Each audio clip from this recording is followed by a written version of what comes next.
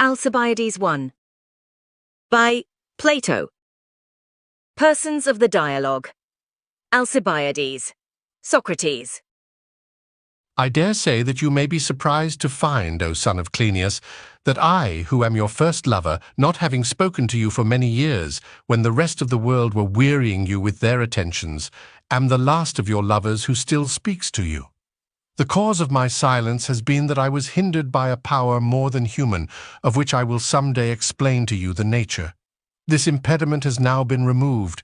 I therefore here present myself before you, and I greatly hope that no similar hindrance will again occur. Meanwhile, I have observed that your pride has been too much for the pride of your admirers. They were numerous and high-spirited, but they have all run away, overpowered by your superior force of character. Not one of them remains. And I want you to understand the reason why you have been too much for them. You think that you have no need of them or of any other man, for you have great possessions and lack nothing, beginning with the body and ending with the soul. In the first place, you say to yourself that you are the fairest and tallest of the citizens, and this everyone who has eyes may see to be true.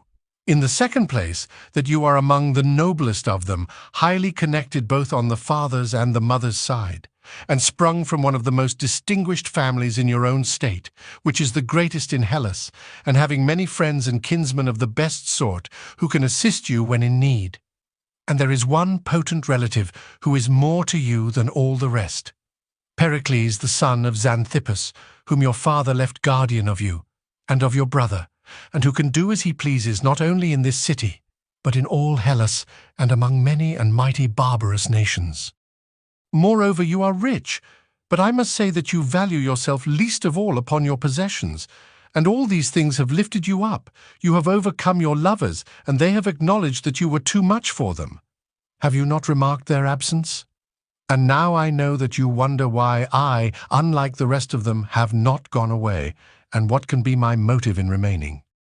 Perhaps, Socrates, you are not aware that I was just going to ask you the very same question. What do you want? And what is your motive in annoying me and always, wherever I am, making a point of coming? Compare Symposium. I do really wonder what you mean and should greatly like to know. Then if, as you say, you desire to know, I suppose that you will be willing to hear, and I may consider myself to be speaking to an auditor who will remain and will not run away. Certainly, let me hear. You had better be careful, for I may very likely be as unwilling to end as I have hitherto been to begin. Proceed, my good man, and I will listen. I will proceed, and although no lover likes to speak with one who has no feeling of love in him, compare Symposium, I will make an effort and tell you what I meant. My love, Alcibiades, which I hardly like to confess, would long ago have passed away, as I flatter myself, if I saw you loving your good things, or thinking that you ought to pass life in the enjoyment of them. But I shall reveal other thoughts of yours, which you keep to yourself, whereby you will know that I have always had my eye on you. Suppose that at this moment some god came to you and said, Alcibiades, will you live as you are, or die in an instant if you are forbidden to make any further acquisition? I verily believe that you would choose death, and I will tell you the hope in which you are at present living. Before many days have elapsed, you think that you will come before the Athenian assembly, and will prove to them that you are more worthy of honor than Pericles, or any other man that ever lived. And having proved this, you will have the greatest power in the state. When you have gained the greatest power among us, you will go on to other Hellenic states, and not only to Hellenes, but to all the barbarians who inhabit the same continent with us. And if the god were then to say to you again, here in Europe is to be your seat of empire, and you must not cross over into Asia or meddle with Asiatic affairs, I do not believe that you would choose to live upon these terms, but the world, as I may say, must be filled with your power and name. No man less than Cyrus and Xerxes is of any account with you. Such I know to be your hopes. I am not guessing only, and very likely you, who know that I am speaking the truth, will reply, well, Socrates, but what have my hopes to do with the explanation which you promised of your unwillingness to leave me? And that is what I am now going to tell you, sweet son of Cleinias and Dinomache. The explanation is that all these designs of yours cannot be accomplished by you without my help. So great is the power which I believe myself to have over you and your concerns, and this I conceive to be the reason why the god has hitherto forbidden me to converse with you, and I have been long expecting his permission. For as you hope to prove your own great value to the state, and having proved it, to attain at once to absolute power, so do I indulge a hope that I shall be the supreme power over you, if I am able to prove my own great value to you, and to show you that neither guardian nor kinsman nor anyone is able to deliver into your hands the power which you desire, but I only, God being my helper. When you were young, compare Symposium, and your hopes were not yet matured, I should have wasted my time, and therefore, as I conceive, the god forbade me to converse with you. But now, having his permission, I will speak, for now you will listen to me. Your silence, Socrates, was always a surprise to me. I never could understand why you followed me about, and now that you have begun to speak again, I am still more amazed. Whether I think all this or not is a matter about which you seem to have already made up your mind, and therefore my denial will have no effect upon you. But granting, if I must, that you have perfectly divined my purposes, why is your assistance necessary to the attainment of them? Can you tell me why? You want to know whether I can make a long speech, such as you are in the habit of hearing, but that is not my way. I think, however, that I can prove to you the truth of what I am saying, if you will grant me one little favor. Yes, if the favor which you mean be not a troublesome one. Will you be troubled at having questions to answer? Not at all. Then please to answer. Ask me. Have you not the intention which I attribute to you?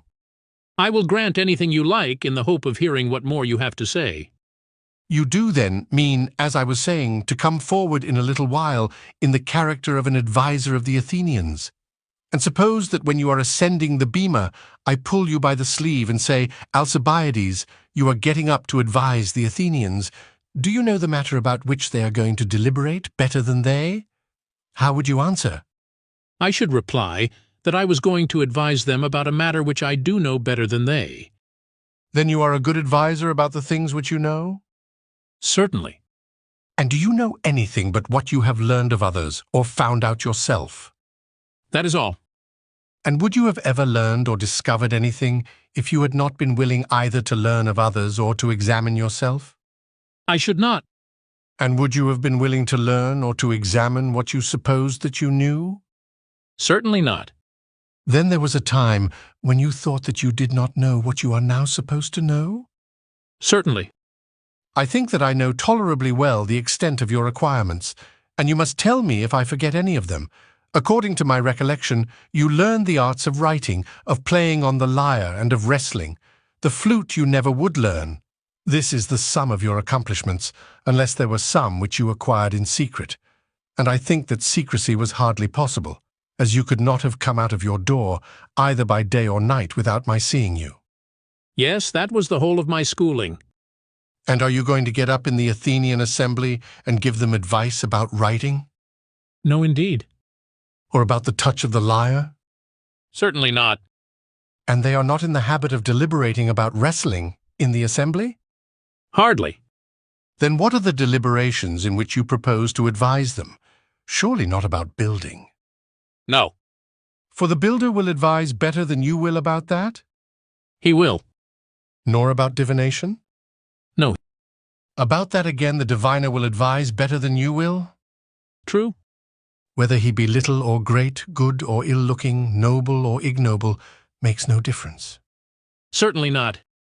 A man is a good adviser about anything, not because he has riches, but because he has knowledge. Assuredly. Whether their counselor is rich or poor is not a matter which will make any difference to the Athenians when they are deliberating about the health of the citizens.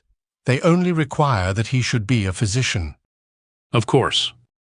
Then what will be the subject of deliberation about which you will be justified in getting up and advising them? About their own concerns, Socrates. You mean about shipbuilding, for example, when the question is what sort of ships they ought to build? No, I should not advise them about that. I suppose because you do not understand shipbuilding. Is that the reason? It is.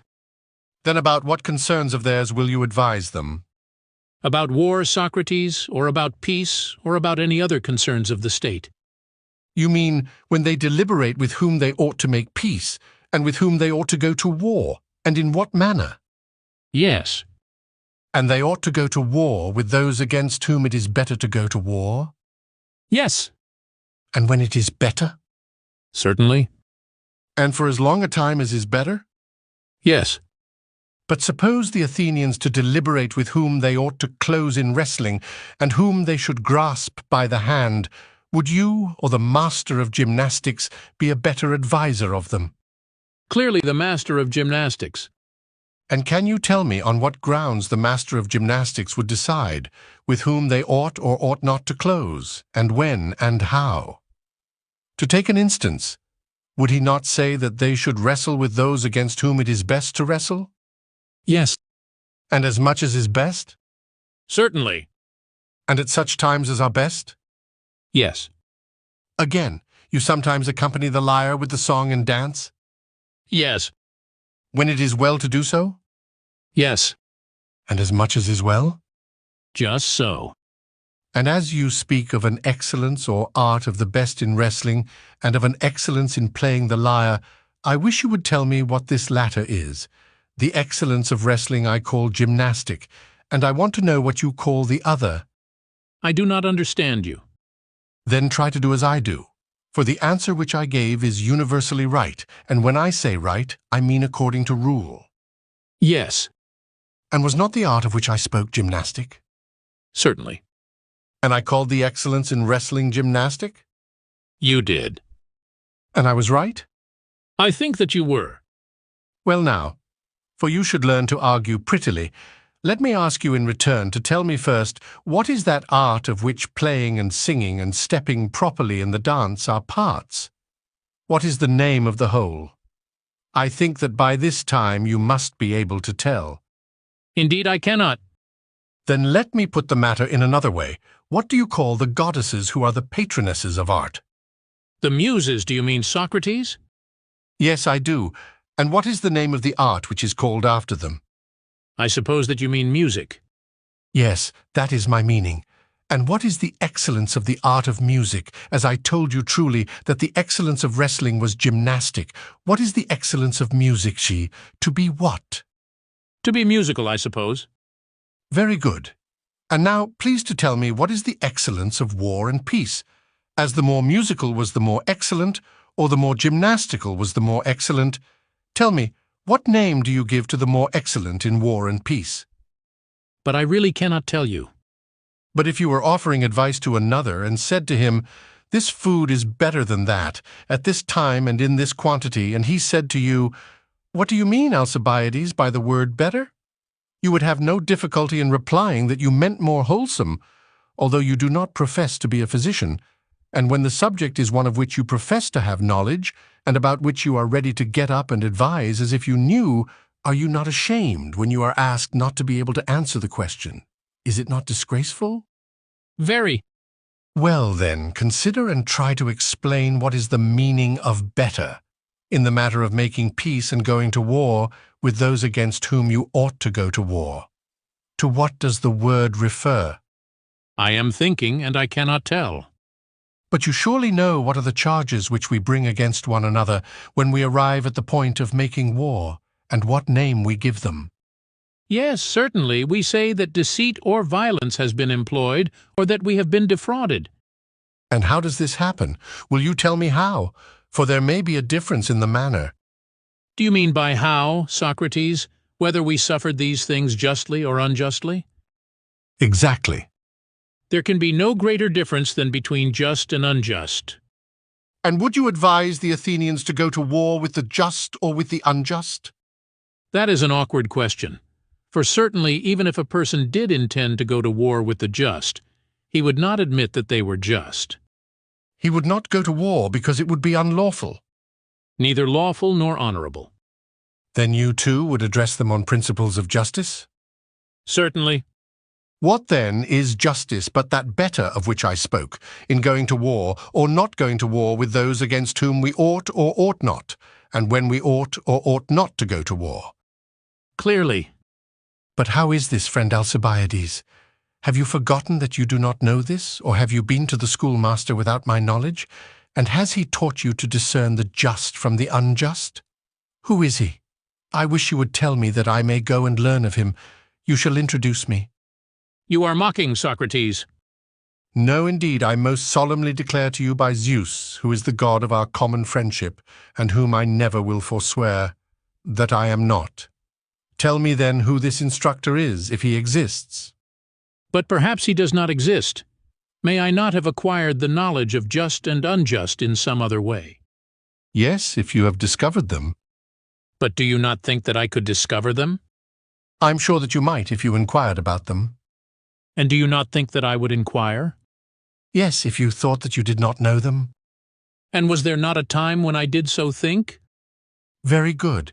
And can you tell me how long it is since you thought that you did not know the nature of the just and the unjust?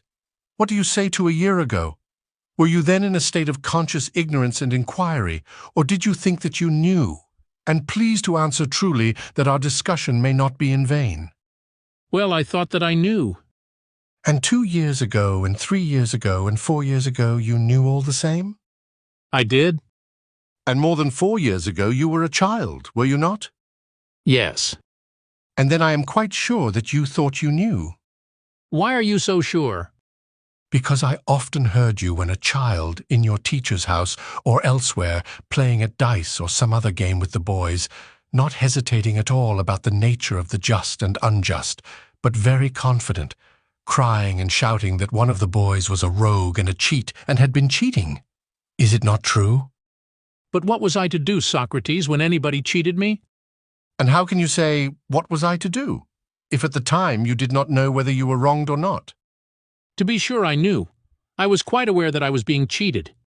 Then you suppose yourself, even when a child, to have known the nature of just and unjust. Certainly, and I did know then. And when did you discover them? Not, surely, at the time when you thought that you knew them. Certainly not. And when did you think that you were ignorant? If you consider, you will find that there never was such a time. Really, Socrates, I cannot say. Then you did not learn them by discovering them? Clearly not. But just before you said that you did not know them by learning. Now, if you have neither discovered nor learned them, how and whence do you come to know them? I suppose that I was mistaken in saying that I knew them through my own discovery of them, whereas in truth I learned them in the same way that other people learn. So you said before, and I must again ask, of whom? Do tell me. Of the many. Do you take refuge in them? I cannot say much for your teachers. Why are they not able to teach? They could not teach you how to play at draughts, which you would acknowledge, would you not, to be a much smaller matter than justice. Yes. And can they teach the better who are unable to teach the worse? I think that they can. At any rate, they can teach many far better things than to play at draughts. What things? Why, for example, I learned to speak Greek of them, and I cannot say who is my teacher, or to whom I am to attribute my knowledge of Greek, if not to those good-for-nothing teachers, as you call them. Why, yes, my friend, and the many are good enough teachers of Greek, and some of their instructions in that line may be justly praised. Why is that? Why? Because they have the qualities which good teachers ought to have. What qualities? Why, you know that knowledge is the first qualification of any teacher? Certainly. And if they know, they must agree together and not differ. Yes. And would you say that they knew the things about which they differ? No. Then how can they teach them? They cannot. Well, but do you imagine that the many would differ about the nature of wood and stone? Are they not agreed if you ask them what they are? And do they not run to fetch the same thing when they want a piece of wood or a stone? And so in similar cases, which I suspect to be pretty nearly all that you mean by speaking Greek? True. These, as we were saying, are matters about which they are agreed with one another and with themselves. Both individuals and states use the same words about them. They do not use some one word and some another. They do not. Then they may be expected to be good teachers of these things? Yes. And if we want to instruct anyone in them, we shall be right in sending him to be taught by our friends the many? Very true. But if we wanted further to know not only which are men and which are horses, but which men or horses have powers of running, would the many still be able to inform us? Certainly not. And you have a sufficient proof that they do not know these things and are not the best teachers of them, inasmuch as they are never agreed about them. Yes. And suppose that we wanted to know not only what men are like, but what healthy or diseased men are like, would the many be able to teach us? They would not. And you would have a proof that they were bad teachers of these matters if you saw them at variance. I should. Well, but are the many agreed with themselves or with one another about the justice or injustice of men and things? Assuredly not, Socrates. There is no subject about which they are more at variance. None. I do not suppose that you ever saw or heard of men quarreling over the principles of health and disease to such an extent as to go to war and kill one another for the sake of them. No, indeed. But of the quarrels about justice and injustice, even if you have never seen them, you have certainly heard from many people, including Homer, for you have heard of the Iliad and Odyssey. To be sure, Socrates. A difference of just and unjust is the argument of those poems. True. Which difference caused all the wars and deaths of Trojans and Achaeans, and the deaths of the suitors of Penelope in their quarrel with Odysseus? Very true. And when the Athenians and Lacedaemonians and Boeotians fell at Tanagra, and afterwards in the battle of Coronea, at which your father Cleinias met his end, the question was one of justice. This was the sole cause of the battles and of their deaths. Very true. But can they be said to understand that about which they are quarreling to the death? Clearly not. And yet those whom you thus allow to be ignorant are the teachers to whom you are appealing. Very true. But how are you ever likely to know the nature of justice and injustice, about which you are so perplexed, if you have neither learned them of others nor discovered them yourself? From what you say, I suppose not. See again how inaccurately you speak, Alcibiades. In what respect? In saying that I say so? Why, did you not say that I know nothing of the just and unjust? No, I did not. Did I, then? Yes. How was that? Let me explain. Suppose I were to ask you which is the greater number, 2 or 1, you would reply 2. I should. And by how much greater? By 1. Which of us now says that 2 is more than 1? I do. Did not I ask and you answer the question? Yes. Then who is speaking, I who put the question or you who answer me? I am. Or suppose that I ask and you tell me the letters which make up the name Socrates, which of us is the speaker? I am. Now let us put the case generally. Whenever there is a question and answer, who is the speaker, the questioner or the answerer? I should say, Socrates, that the answerer was the speaker. And have I not been the questioner all through? Yes. And you the answerer? Just so. Which of us then was the speaker? The inference is, Socrates, that I was the speaker. Did not someone say that Alcibiades, the fair son of Cleinias, not understanding about just and unjust, but thinking that he did understand, was going to the assembly to advise the Athenians about what he did not know? Was not that said? Very true. Then, Alcibiades, the result may be expressed in the language of Euripides. I think that you have heard all this from yourself and not from me. Nor did I say this which you erroneously attribute to me, but you yourself, and what you said was very true. For indeed, my dear fellow, the design which you meditate of teaching what you do not know and have not taken any pains to learn is downright insanity. But, Socrates, I think that the Athenians and the rest of the Hellenes do not often advise as to the more just or unjust, for they see no difficulty in them, and therefore they leave them, and consider which course of action will be most expedient. For there is a difference between justice and expediency. Many persons have done great wrong and profited by their injustice. Others have done rightly and come to no good. Well, but granting that the just and the expedient are ever so much opposed, you surely do not imagine that you know what is expedient for mankind, or why a thing is expedient. Why not, Socrates? But I am not going to be asked again from whom I learned or when I made the discovery. What a way you have! When you make a mistake which might be refuted by a previous argument, you insist on having a new and different refutation. The old argument is a worn-out garment which you will no longer put on, but someone must produce another which is clean and new. Now I shall disregard this move of yours, and shall ask over again, where did you learn, and how do you know the nature of the expedient, and who is your teacher? All this I comprehend in a single question, and now you will manifestly be in the old difficulty, and will not be able to show that you know the expedient, either because you learned or because you discovered it yourself. But as I perceive that you are dainty, and dislike the taste of a stale argument, I will inquire no further into your knowledge of what is expedient or what is not expedient for the Athenian people, and simply request you to say why you do not explain whether justice and expediency are the same or different. And if you like, you may examine me as I have examined you, or, if you would rather, you may carry on the discussion by yourself. But I am not certain, Socrates, whether I shall be able to discuss the matter with you.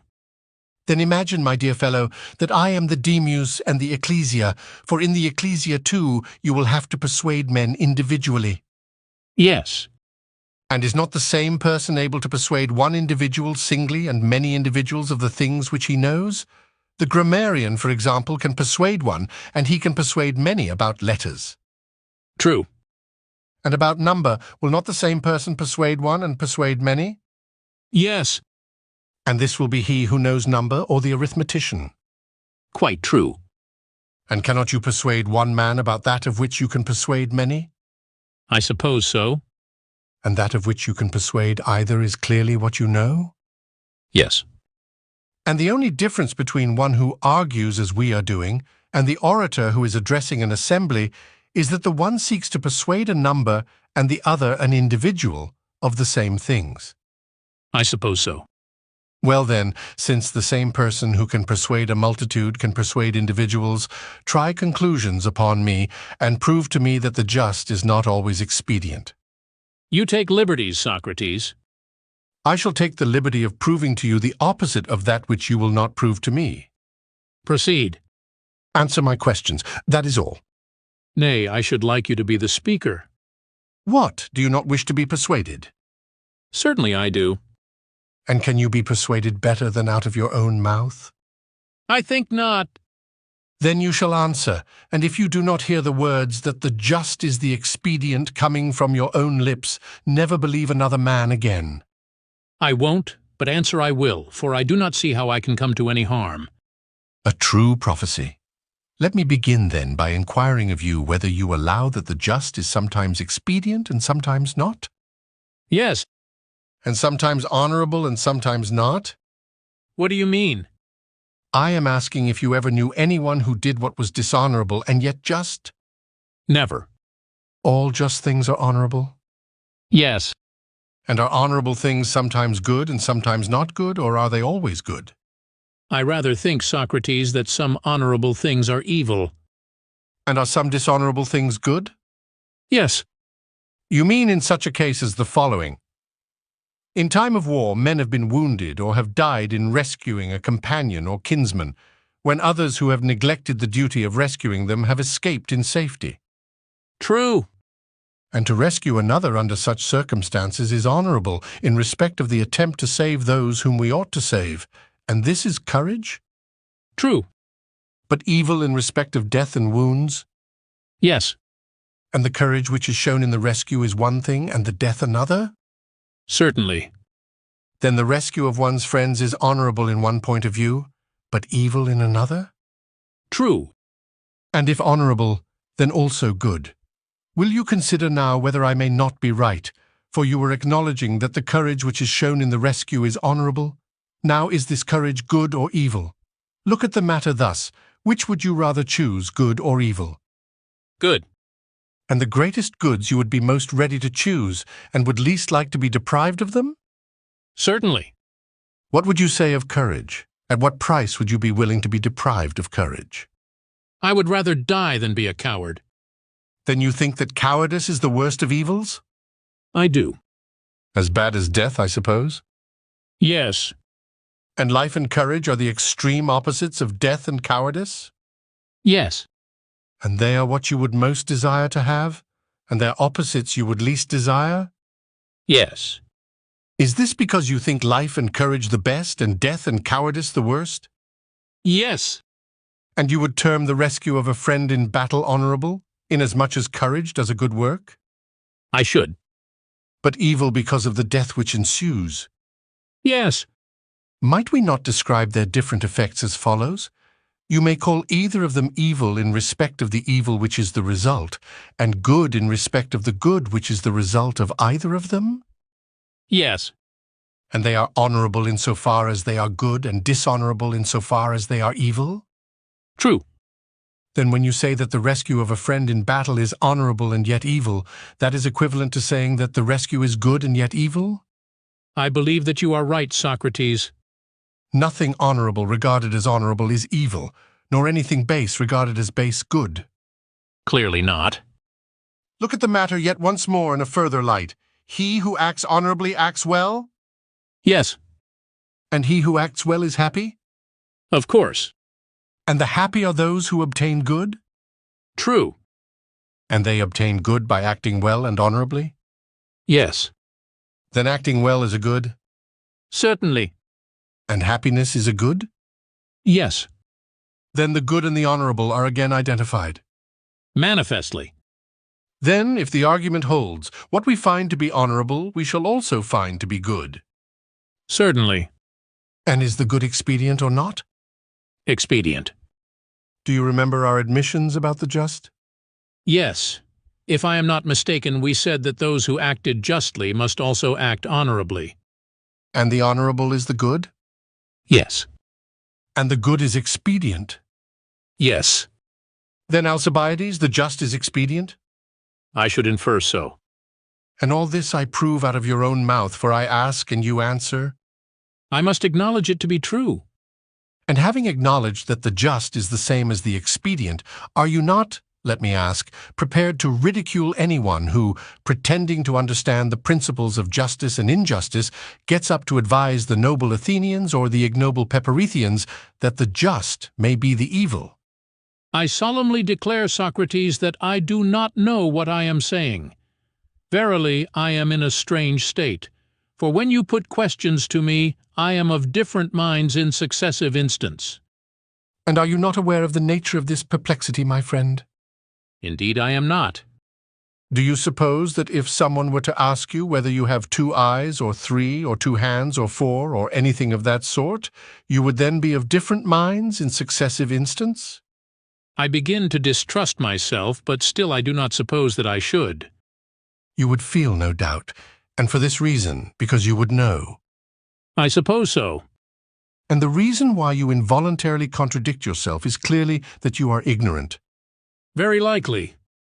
And if you are perplexed in answering about just and unjust, honorable and dishonorable, good and evil, expedient and inexpedient, the reason is that you are ignorant of them, and therefore in perplexity. Is not that clear? I agree. But is this always the case, and is a man necessarily perplexed about that of which he has no knowledge? Certainly he is. And do you know how to ascend into heaven? Certainly not. And in this case, too, is your judgment perplexed? No. Do you see the reason why, or shall I tell you? Tell me. The reason is that you not only do not know, my friend, but you do not think that you know.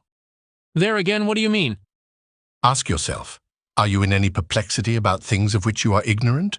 You know, for example, that you know nothing about the preparation of food. Very true. And do you think and perplex yourself about the preparation of food, or do you leave that to someone who understands the art? The latter. Or if you were on a voyage, would you bewilder yourself by considering whether the rudder is to be drawn inwards or outwards, or do you leave that to the pilot and do nothing? It would be the concern of the pilot.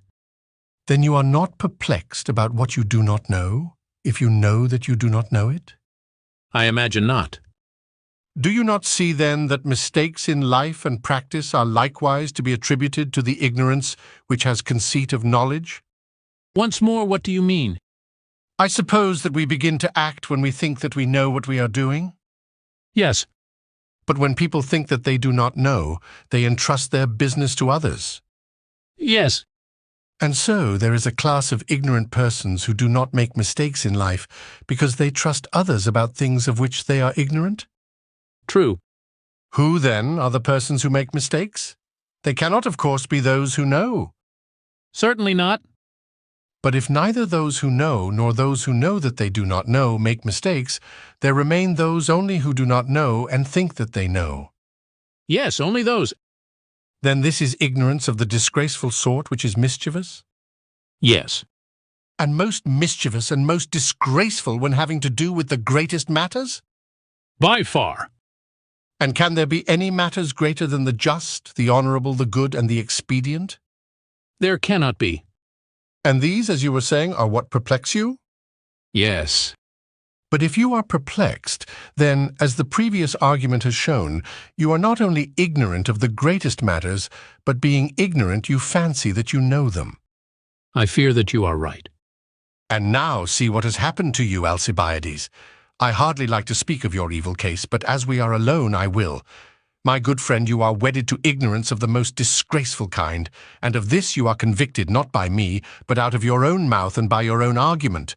Wherefore also you rush into politics before you are educated. Neither is your case to be deemed singular, for I might say the same of almost all our statesmen, with the exception perhaps of your guardian, Pericles. Yes, Socrates.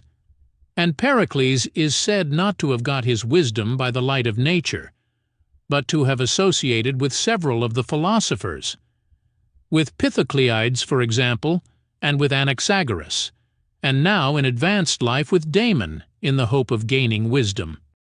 Very good. But did you ever know a man wise in anything who was unable to impart his particular wisdom? For example, he who taught you letters was not only wise, but he made you and any others whom he liked wise. Yes. And you, whom he taught, can do the same? True. And in like manner the harper and gymnastic master? Certainly. When a person is enabled to impart knowledge to another, he thereby gives an excellent proof of his own understanding of any matter. I agree. Well, and did Pericles make anyone wise? Did he begin by making his sons wise? But Socrates, if the two sons of Pericles were simpletons, what has that to do with the matter? Well, but did he make your brother, Cleinias, wise? Cleinias is a madman. There is no use in talking of him. But if Cleinias is a madman and the two sons of Pericles were simpletons, what reason can be given why he neglects you and lets you be as you are? I believe that I am to blame for not listening to him. But did you ever hear of any other Athenian or foreigner, bond or free, who was deemed to have grown wiser in the society of Pericles, as I might cite Pythodorus, the son of Isolycus, and Callias, the son of Calliades, who have grown wiser in the society of Zeno, for which privilege they have each of them paid him the sum of 100 minae, about 406 pounds sterling, to the increase of their wisdom and fame? I certainly never did hear of anyone. Well, and in reference to your own case, do you mean to remain as you are, or will you take some pains about yourself? With your aid, Socrates, I will. And indeed, when I hear you speak, the truth of what you are saying strikes home to me, and I agree with you, for our statesmen, all but a few, do appear to be quite uneducated. What is the inference? Why, that if they were educated, they would be trained athletes, and he who means to rival them ought to have knowledge and experience when he attacks them. But now, as they have become politicians without any special training, why should I have the trouble of learning and practicing? For I know well that by the light of nature I shall get the better of them. My dear friend, what a sentiment, and how unworthy of your noble form and your high estate. What do you mean, Socrates? Why do you say so? I am grieved when I think of our mutual love. At what?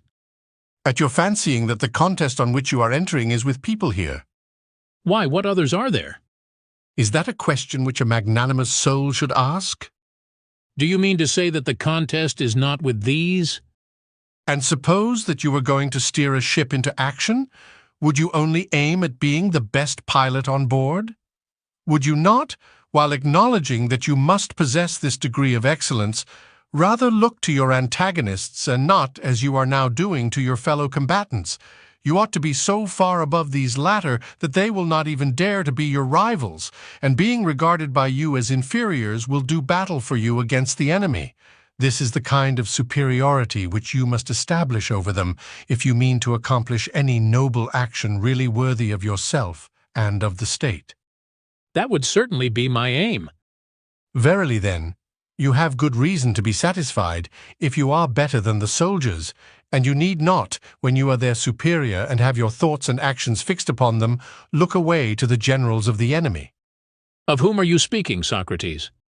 Why, you surely know that our city goes to war now and then with the Lacedaemonians and with the great king.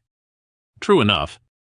And if you meant to be the ruler of this city, would you not be right in considering that the Lacedaemonian and Persian king were your true rivals?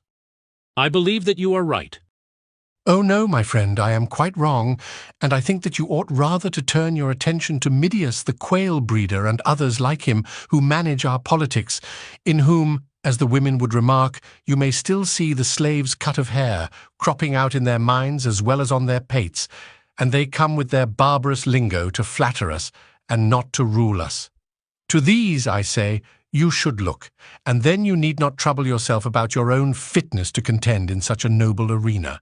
There is no reason why you should either learn what has to be learned or practice what has to be practiced, and only when thoroughly prepared enter on a political career. There, I think, Socrates, that you are right.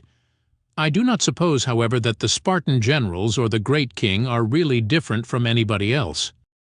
But, my dear friend, do consider what you are saying. What am I to consider? In the first place, will you be more likely to take care of yourself if you are in a wholesome fear and dread of them, or if you are not? Clearly, if I have such a fear of them. And do you think that you will sustain any injury if you take care of yourself? No, I shall be greatly benefited. And this is one very important respect in which that notion of yours is bad. True. In the next place, consider that what you say is probably false. How so? Let me ask you whether better natures are likely to be found in noble races or not in noble races. Clearly in noble races. Are not those who are well-born and well-bred most likely to be perfect in virtue? Certainly. Then let us compare our antecedents with those of the Lacedaemonian and Persian kings. Are they inferior to us in descent? Have we not heard that the former are sprung from Heracles and the latter from Achaemenes, and that the race of Heracles and the race of Achaemenes go back to Perseus, son of Zeus? Why, so does mine go back to Eurystheus, and he to Zeus. And mine, noble Alcibiades, to Daedalus, and he to Hephaestus, son of Zeus. But for all that, we are far inferior to them, for they are descended from Zeus, through a line of kings, either kings of Argos and Lacedaemon, or kings of Persia, a country which the descendants of Achaemenes have always possessed, besides being at various times sovereigns of Asia, as they now are, whereas we and our fathers were but private persons. How ridiculous would you be thought if you were to make a display of your ancestors and of Salamis, the island of Eurystheus, or of Aegina, the habitation of the still more ancient Aeacus, before Artaxerxes, son of Xerxes. You should consider how inferior we are to them both in the derivation of our birth and in other particulars. Did you never observe how great is the property of the Spartan kings? And their wives are under the guardianship of the Ephori, who are public officers and watch over them in order to preserve as far as possible the purity of the Heracleid blood. Still greater is the difference among the Persians, for no one entertains a suspicion that the father of a prince of Persia can be anyone but the king. Such is the awe which invests the person of the queen that any other guard is needless. And when the heir of the kingdom is born, all the subjects of the king feast, and the day of his birth is forever afterwards kept as a holiday and time of sacrifice by all Asia. Whereas, when you and I were born, Alcibiades, as the comic poet says, the neighbors hardly knew of the important event.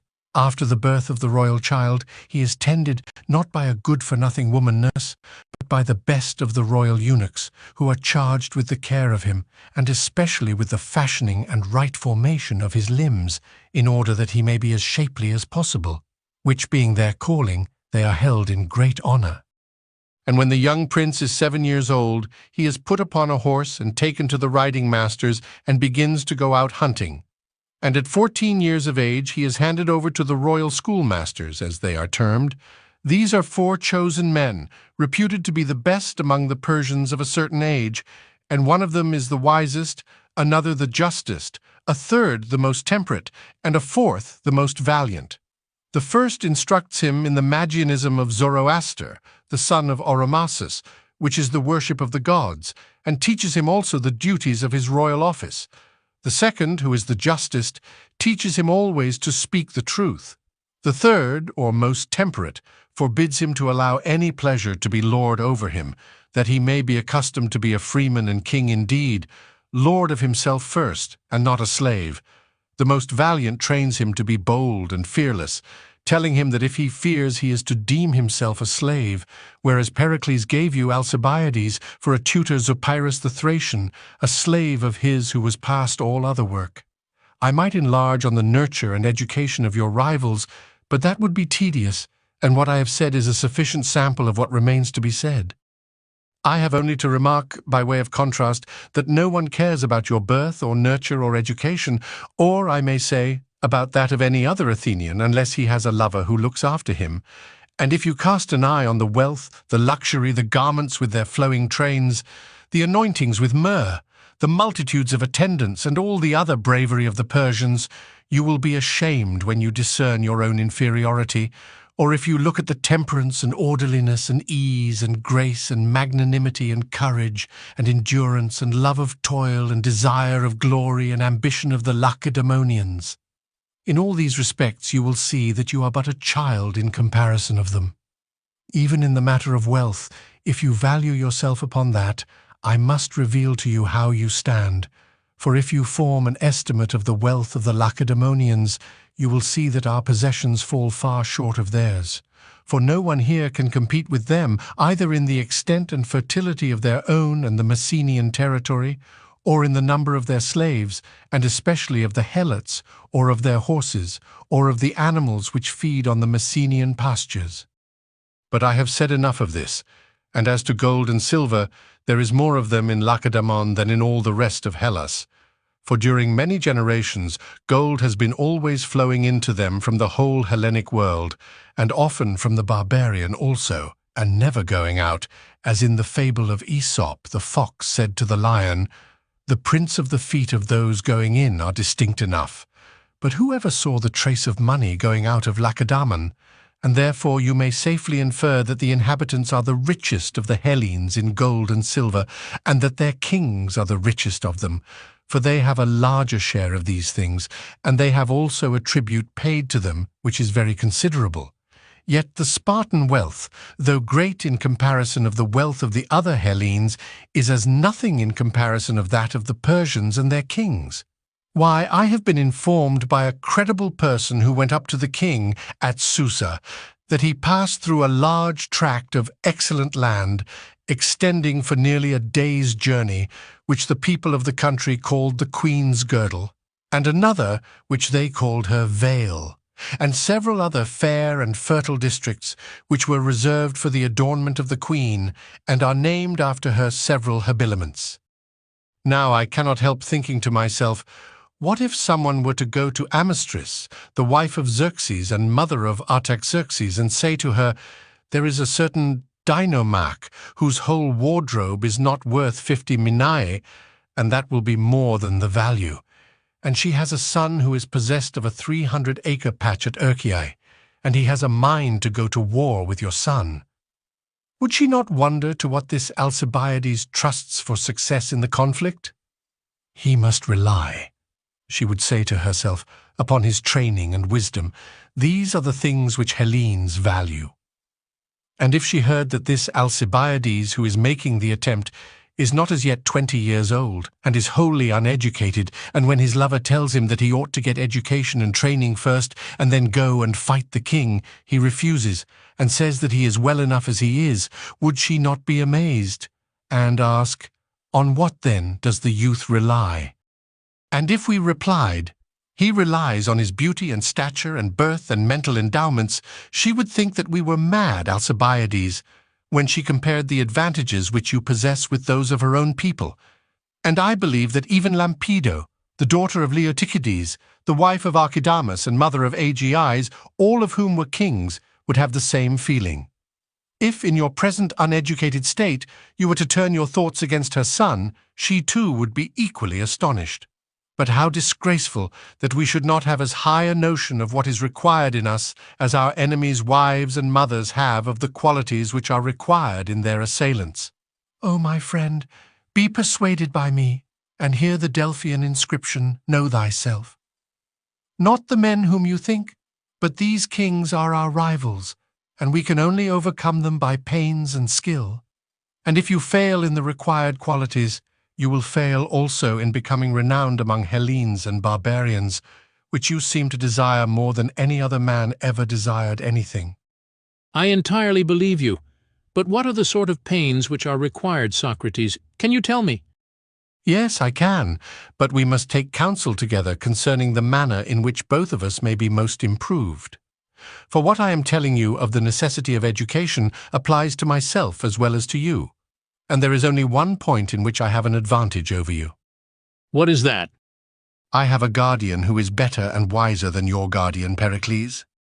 Who is he, Socrates? God Alcibiades, who up to this day has not allowed me to converse with you, and he inspires in me the faith that I am especially designed to bring you to honor. You are jesting, Socrates. Perhaps, at any rate, I am right in saying that all men greatly need pains and care, and you and I above all men. You are not far wrong about me. And certainly not about myself. But what can we do? There must be no hesitation or cowardice, my friend. That would not become us, Socrates.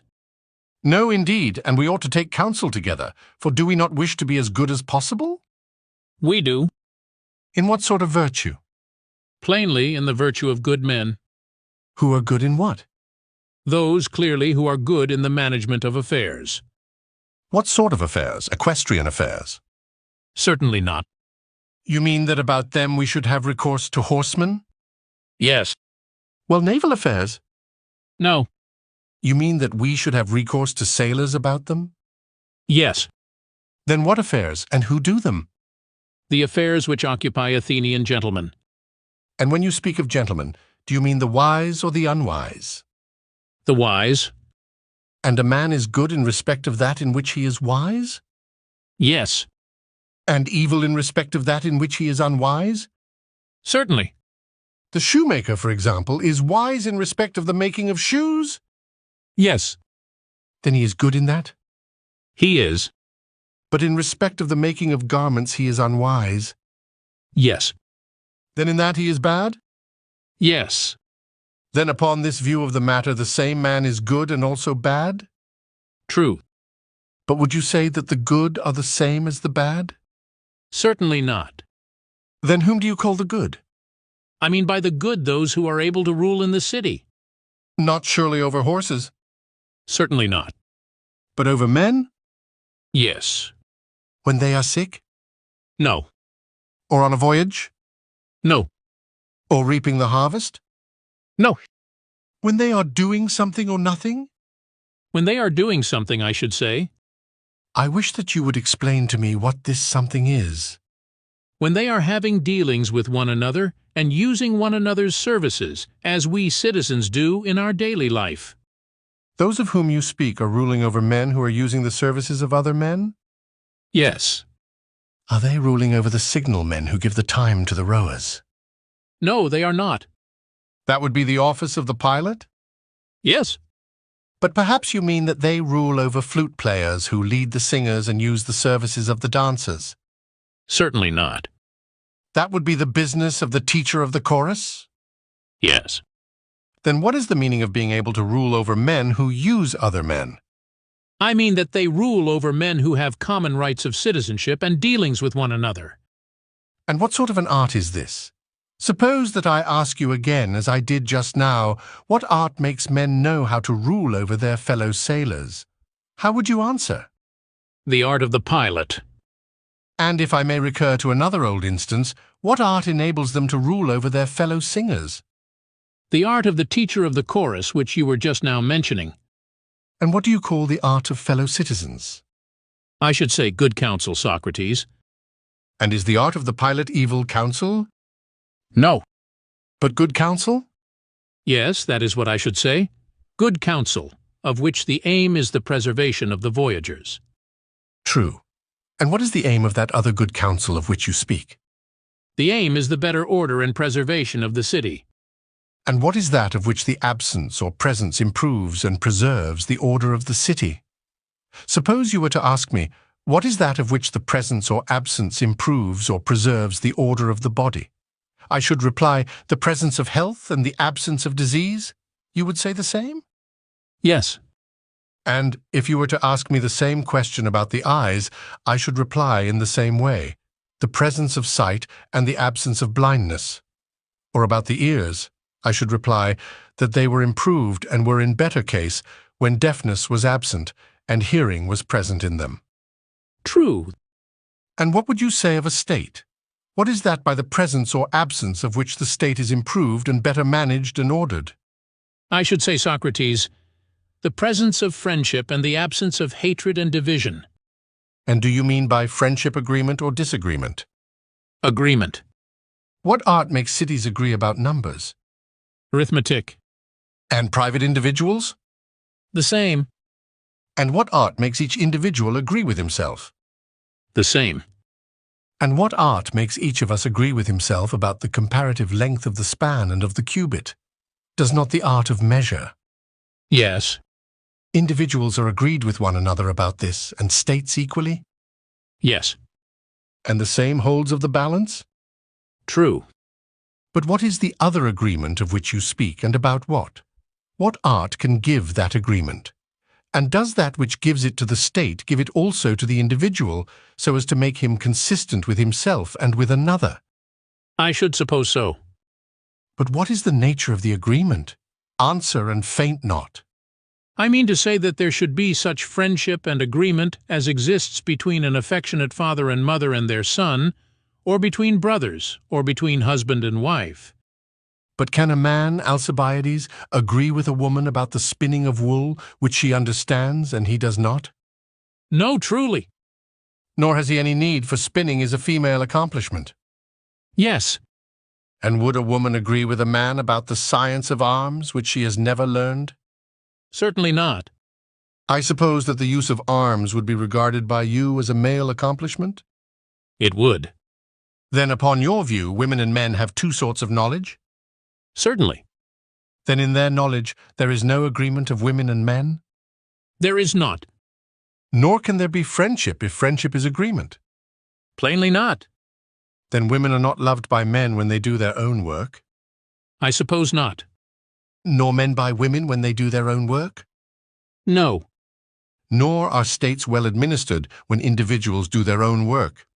I should rather think, Socrates, that the reverse is the truth. Compare Republic. What? Do you mean to say that states are well administered when friendship is absent, the presence of which, as we were saying, alone secures their good order? But I should say that there is friendship among them, for this very reason, that the two parties respectively do their own work. That was not what you were saying before. And what do you mean now by affirming that friendship exists when there is no agreement? How can there be agreement about matters which the one party knows and of which the other is in ignorance? Impossible. And when individuals are doing their own work, are they doing what is just or unjust? What is just, certainly. And when individuals do what is just in the state, is there no friendship among them? I suppose that there must be, Socrates. Then what do you mean by this friendship or agreement about which we must be wise and discreet in order that we may be good men? I cannot make out where it exists or among whom. According to you, the same persons may sometimes have it, and sometimes not. But indeed, Socrates, I do not know what I am saying, and I have long been unconsciously to myself in a most disgraceful state. Nevertheless, cheer up. At 50, if you had discovered your deficiency, you would have been too old, and the time for taking care of yourself would have passed away, but yours is just the age at which the discovery should be made. And what should he do, Socrates, who would make the discovery? Answer questions, Alcibiades, and that is a process which, by the grace of God, if I may put any faith in my oracle, will be very improving to both of us. If I can be improved by answering, I will answer. And first of all, that we may not peradventure be deceived by appearances, fancying perhaps that we are taking care of ourselves when we are not, what is the meaning of a man taking care of himself? And when does he take care? Does he take care of himself when he takes care of what belongs to him? I should think so. When does a man take care of his feet? Does he not take care of them when he takes care of that which belongs to his feet? I do not understand. Let me take the hand as an illustration. Does not a ring belong to the finger and to the finger only? Yes. And the shoe in like manner to the foot? Yes. And when we take care of our shoes, do we not take care of our feet? I do not comprehend, Socrates. But you would admit, Alcibiades, that to take proper care of a thing is a correct expression? Yes. And taking proper care means improving? Yes. And what is the art which improves our shoes? Shoemaking. Then by shoemaking we take care of our shoes. Yes. And do we by shoemaking take care of our feet, or by some other art which improves the feet? By some other art. And the same art improves the feet, which improves the rest of the body? Very true. Which is gymnastic. Certainly. Then by gymnastic we take care of our feet, and by shoemaking of that which belongs to our feet? Very true. And by gymnastic we take care of our hands, and by the art of graving rings of that which belongs to our hands? Yes. And by gymnastic we take care of the body, and by the art of weaving and the other arts we take care of the things of the body? Clearly. Then the art which takes care of each thing is different from that which takes care of the belongings of each thing? True. Then in taking care of what belongs to you, you do not take care of yourself? Certainly not. For the art which takes care of our belongings appears not to be the same as that which takes care of ourselves? Clearly not. And now let me ask you, what is the art with which we take care of ourselves? I cannot say. At any rate, thus much has been admitted, that the art is not one which makes any of our possessions, but which makes ourselves better. True. But should we ever have known what art makes a shoe better, if we did not know a shoe? Impossible. Nor should we know what art makes a ring better, if we did not know a ring. That is true. And can we ever know what art makes a man better, if we do not know what we are ourselves? Impossible. And is self-knowledge such an easy thing? And was he to be lightly esteemed who inscribed the text on the temple at Delphi? Or is self-knowledge a difficult thing, which few are able to attain? At times I fancy, Socrates, that anybody can know himself. At other times the task appears to be very difficult. But whether easy or difficult, Alcibiades, still there is no other way. Knowing what we are, we shall know how to take care of ourselves, and if we are ignorant, we shall not know. That is true. Well then, let us see in what way the self-existent can be discovered by us. That will give us a chance of discovering our own existence, which otherwise we can never know. You say truly. Come now, I beseech you, tell me with whom you are conversing. With whom but with me? Yes. As I am with you? Yes. That is to say, I, Socrates, am talking? Yes. And Alcibiades is my hearer? Yes. And I, in talking, use words? Certainly. And talking and using words have, I suppose, the same meaning? To be sure. And the user is not the same as the thing which he uses? What do you mean? I will explain. The shoemaker, for example, uses a square tool and a circular tool and other tools for cutting. Yes. But the tool is not the same as the cutter and user of the tool? Of course not. And in the same way, the instrument of the harper is to be distinguished from the harper himself? It is. Now the question which I asked was whether you conceive the user to be always different from that which he uses. I do? Then what shall we say of the shoemaker? Does he cut with his tools only, or with his hands? With his hands as well. He uses his hands too? Yes. And does he use his eyes in cutting leather? He does. And we admit that the user is not the same with the things which he uses? Yes. Then the shoemaker and the harper are to be distinguished from the hands and feet which they use? Clearly. And does not a man use the whole body? Certainly. And that which uses is different from that which is used. True. Then a man is not the same as his own body? That is the inference. What is he then? I cannot say. Nay, you can say that he is the user of the body.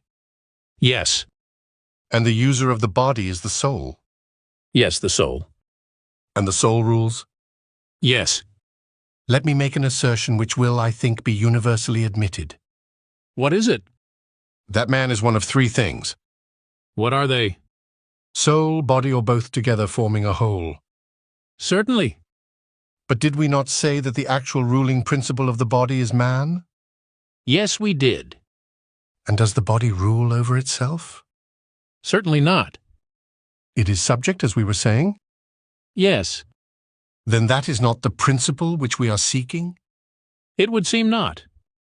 But may we say that the union of the two rules over the body, and consequently that this is man? Very likely. The most unlikely of all things, for if one of the members is subject, the two united cannot possibly rule. True. But since neither the body nor the union of the two is man, either man has no real existence or the soul is man? Just so. Is anything more required to prove that the soul is man? Certainly not. The proof is, I think, quite sufficient. And if the proof, although not perfect, be sufficient, we shall be satisfied. More precise proof will be supplied when we have discovered that which we were led to omit, from a fear that the inquiry would be too much protracted. What was that? What I meant when I said that absolute existence must be first considered, but now, instead of absolute existence, we have been considering the nature of individual existence, and this may, perhaps, be sufficient, for surely there is nothing which may be called more properly ourselves than the soul? There is nothing. Then we may truly conceive that you and I are conversing with one another, soul to soul? Very true. And that is just what I was saying before, that I, Socrates, am not arguing or talking with the face of Alcibiades, but with the real Alcibiades, or in other words, with his soul. True. Then he who bids a man know himself would have him know his soul. That appears to be true. He whose knowledge only extends to the body knows the things of a man and not the man himself. That is true. Then neither the physician regarded as a physician nor the trainer regarded as a trainer knows himself. He does not. The husbandmen and the other craftsmen are very far from knowing themselves, for they would seem not even to know their own belongings. When regarded in relation to the arts which they practice, they are even further removed from self-knowledge, for they only know the belongings of the body, which minister to the body. That is true. Then if temperance is the knowledge of self, in respect of his art none of them is temperate. I agree. And this is the reason why their arts are accounted vulgar and are not such as a good man would practice. Quite true. Again, he who cherishes his body cherishes not himself, but what belongs to him. That is true. But he who cherishes his money cherishes neither himself nor his belongings, but is in a stage yet further removed from himself. I agree. Then the money-maker has really ceased to be occupied with his own concerns? True. And if anyone has fallen in love with the person of Alcibiades, he loves not Alcibiades, but the belongings of Alcibiades. True. But he who loves your soul is the true lover? That is the necessary inference. The lover of the body goes away when the flower of youth fades? True. But he who loves the soul goes not away as long as the soul follows after virtue. Yes. And I am the lover who goes not away, but remains with you when you are no longer young and the rest are gone. Yes, Socrates, and therein you do well, and I hope that you will remain. Then you must try to look your best. I will. The fact is that there is only one lover of Alcibiades, the son of Cleinias. There neither is nor ever has been seemingly any other, and he is his darling, Socrates, the son of Sophroniscus and Phaenarete. True. And did you not say that if I had not spoken first, you were on the point of coming to me and inquiring why I only remained? That is true. The reason was that I loved you for your own sake, whereas other men love what belongs to you, and your beauty, which is not you, is fading away, just as your true self is beginning to bloom. And I will never desert you, if you are not spoiled and deformed by the Athenian people. For the danger which I most fear is that you will become a lover of the people and will be spoiled by them. Many a noble Athenian has been ruined in this way. For the Demus of the great-hearted Erechtheus is of a fair countenance, but you should see him naked. Wherefore observe the caution which I give you. What caution? Practice yourself, sweet friend, in learning what you ought to know before you enter on politics, and then you will have an antidote which will keep you out of harm's way. Good advice, Socrates, but I wish that you would explain to me in what way I am to take care of myself. Have we not made an advance? For we are at any rate tolerably well agreed as to what we are, and there is no longer any danger, as we once feared, that we might be taking care not of ourselves, but of something which is not ourselves. That is true. And the next step will be to take care of the soul and look to that. Certainly. Leaving the care of our bodies and of our properties to others? Very good. But how can we have a perfect knowledge of the things of the soul? For if we know them, then I suppose we shall know ourselves. Can we really be ignorant of the excellent meaning of the Delphian inscription, of which we were just now speaking? What have you in your thoughts, Socrates? I will tell you what I suspect to be the meaning and lesson of that inscription. Let me take an illustration from sight, which I imagine to be the only one suitable to my purpose. What do you mean? Consider, if someone were to say to the eye, "See thyself," as you might say to a man, "Know thyself," what is the nature and meaning of this precept? Would not his meaning be that the eye should look at that in which it would see itself? Clearly. And what are the objects in looking at which we see ourselves? Clearly, Socrates, in looking at mirrors and the like. Very true. And is there not something of the nature of a mirror in our own eyes? Certainly. Did you ever observe that the face of the person looking into the eye of another is reflected as in a mirror? And in the visual organ which is over against him, and which is called the pupil, there is a sort of image of the person looking? That is quite true. Then the eye, looking at another eye, and at that in the eye which is most perfect and which is the instrument of vision, will there see itself? That is evident. But looking at anything else, either in man or in the world, and not to what resembles this, it will not see itself? Very true. Then if the eye is to see itself, it must look at the eye, and at that part of the eye where sight which is the virtue of the eye resides. True. And if the soul, my dear Alcibiades, is ever to know herself, must she not look at the soul, and especially at that part of the soul in which her virtue resides, and to any other which is like this? I agree, Socrates. And do we know of any part of our souls more divine than that which has to do with wisdom and knowledge? There is none. Then this is that part of the soul which resembles the divine, and he who looks at this and at the whole class of things divine will be most likely to know himself? Clearly. And self-knowledge we agree to be wisdom? True, the bamboo cutter. But if we have no self-knowledge and no wisdom, can we ever know our own good and evil? How can we, Socrates? You mean that if you did not know Alcibiades, there would be no possibility of your knowing that what belonged to Alcibiades was really his? It would be quite impossible. Nor should we know that we were the persons to whom anything belonged if we did not know ourselves. How could we? And if we did not know our own belongings, neither should we know the belongings of our belongings. Clearly not. Then we were not altogether right in acknowledging just now that a man may know what belongs to him and yet not know himself. Nay, rather he cannot even know the belongings of his belongings. For the discernment of the things of self and of the things which belong to the things of self appear all to be the business of the same man and of the same art. So much may be supposed. And he who knows not the things which belong to himself will in like manner be ignorant of the things which belong to others. Very true. And if he knows not the affairs of others, he will not know the affairs of states. Certainly not. Then such a man can never be a statesman, He cannot. nor an economist. He cannot. He will not know what he is doing.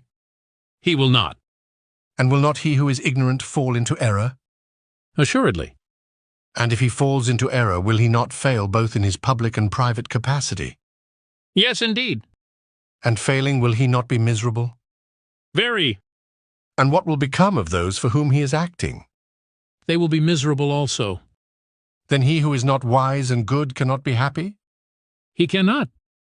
The bad then are miserable? Yes, very. And if so, not he who has riches, but he who has wisdom is delivered from his misery. Clearly. Cities then, if they are to be happy, do not want walls or triremes or docks or numbers or size, Alcibiades, without virtue. Compare Aristotle Politics. Indeed they do not. And you must give the citizens virtue if you mean to administer their affairs rightly or nobly. Certainly. But can a man give that which he has not? Impossible. Then you or anyone who means to govern and superintend not only himself and the things of himself, but the state and the things of the state, must in the first place acquire virtue. That is true. You have not therefore to obtain power or authority in order to enable you to do what you wish for yourself and the state, but justice and wisdom. Clearly. You and the state, if you act wisely and justly, will act according to the will of God. Certainly. As I was saying before, you will look only at what is bright and divine and act with a view to them. Yes. In that mirror you will see and know yourselves and your own good. Yes. And so you will act rightly and well? Yes. In which case I will be security for your happiness.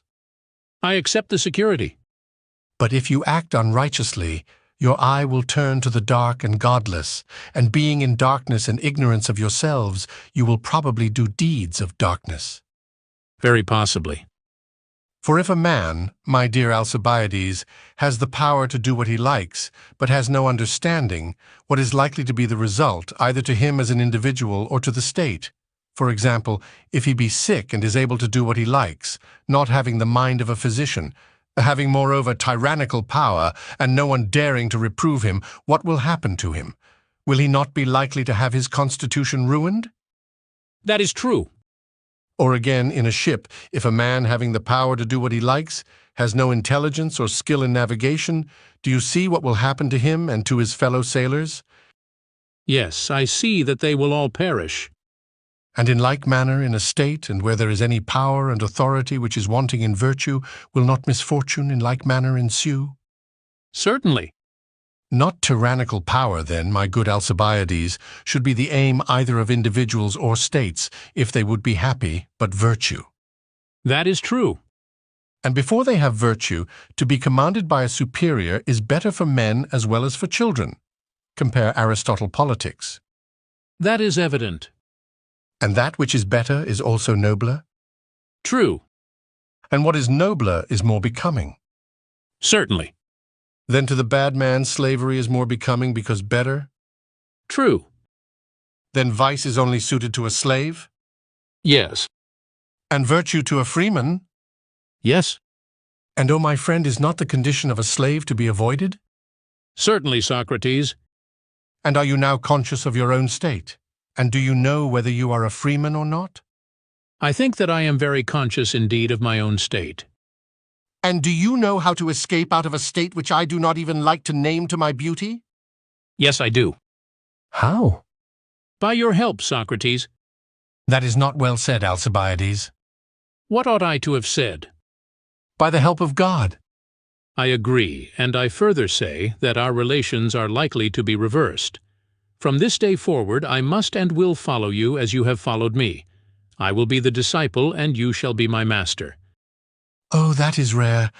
My love breeds another love, and so like the stork I shall be cherished by the bird whom I have hatched.